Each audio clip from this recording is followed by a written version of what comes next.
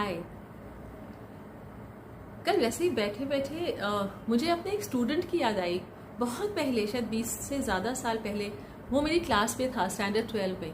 और हमारे इंग्लिश के पीरियड में बहुत we were discussing about girls and boys and पढ़ाई and it was like a gender debate. And he got up and he told me that ma'am, I don't feel that the girls should actually go into IITs and become doctors and take those exams. बस उसका इतना बोलना था कि पूरी class including me, हम तो उस पर चढ़ गए। हमने कहा how can you say that. I remember his name was Raghav and he told me that ma'am, पूरी बात तो सुनिए। ऐसे हाँ बताओ तुम्हारा क्या रीज़न है ऐसे एक बेतुकी सी बात करने का। ही सेज मैम, ये लड़कियां जो है वो कम्पीट करती हैं और उसके बाद कम्पीट करने के बाद जब उनका कोर्स खत्म होता है 1-2 साल काम करके फिर वो अपना काम छोड़ देती है। सो आई सेड तो क्या हुआ, वो तो उनका चॉइस है, they can compete and they can leave, it's their choice. So तुम्हें प्रॉब्लम क्या है इससे? ही सेज मैम, प्रॉब्लम ये है कि लड़कियां हमारी सीट्स ले लेती हैं एंड लड़कों को, जिनको बोला गया है कि आपको काम करना ही है, उनको फिर सीट्स नहीं मिलती है, फिर उनको काम करने में मुश्किल आती है। I mean he had a point. It really got me thinking. और पता नहीं क्यों इतने दिनों बाद उसकी याद आई तो मुझे जैसे बहुत पहले मुझे अपनी मम्मी की लाइफ फ्लैश करी मेरे आंखों के सामने, मेरे पापा की लाइफ मेरे आंखों के सामने फ्लैश की। And I have never seen my father spend money on himself. मैंने कभी नहीं देखा है, और आप लोगों के साथ भी ऐसा हुआ होगा। आपने कभी अपने पापा को अपने ऊपर बहुत सारा पैसा खर्च करते हुए देखा है, कपड़े खरीदते हुए देखे हैं?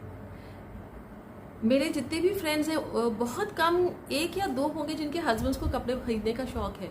यूजुअली बहुत सारे मेन हैं, वो सिर्फ पैसा कमाते हैं एंड वो ला करके अपने घर में दे देते हैं। उनकी पूरी प्रॉब्लम, उनका पूरा एक फोकस होता है that they should be saving money in the bank for the child, for the wife, for medical emergency, you know, lot of other things on their minds. Why do they do so and how will I feel if I were to be a man who was told कि तुम provider हो, तुम्हारे उससे ही घर का खर्चा चलेगा, you are the provider and you don't have the right to leave that job.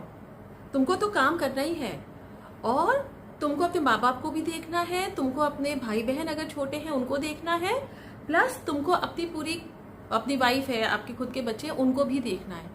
इतनी बड़ी रिस्पॉन्सिबिलिटी उनके सर पर हम लोग ऐसे डाल देते हैं, और उनके बारे में कोई सोचता ही नहीं है, कोई भी बात नहीं करता उनके बारे में।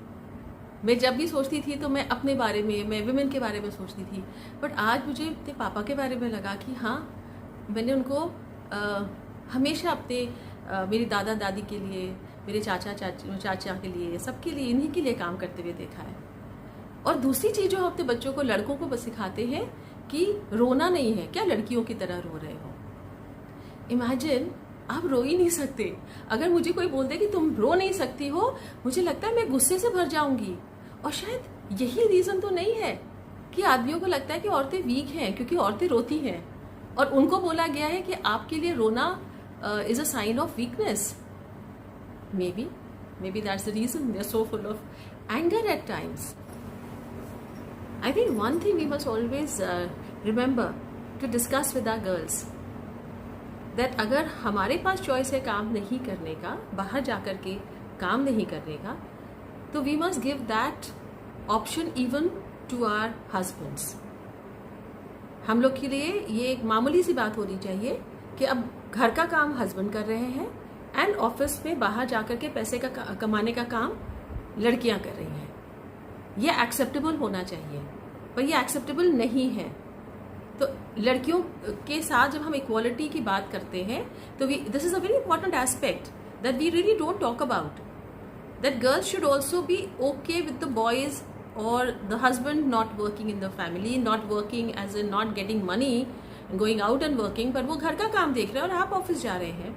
और अभी तो हम इतने अनसर्टन वर्ल्ड में हैं जहाँ पे जॉब्स जाती रहती हैं।